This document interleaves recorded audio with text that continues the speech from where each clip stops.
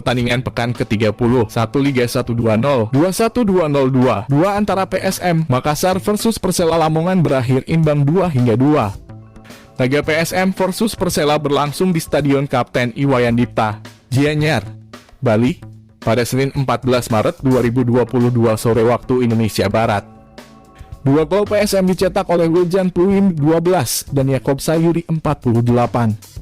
Adapun sepasang gol Persela Lamongan dibukukan oleh striker asal Brasil, Jose Wilson, pada menit ke-10 dan Mochamed Zainuri 70. Hasil ini semakin memperburuk tren tidak pernah menang Persela Lamongan menjadi 22 pertandingan beruntun. Kompas.com, Facebook, Twitter, WhatsApp, Line, Telegram, Kompas.com Bola Liga Indonesia, hasil PSM versus Persela 2-2.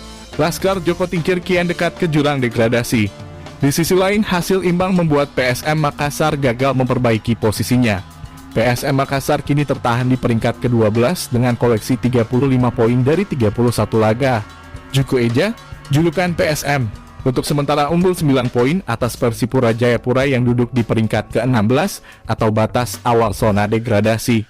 Dengan 3 pertandingan tersisa, PSM Makassar membutuhkan 2 poin lagi untuk memastikan diri lolos dari jurang degradasi.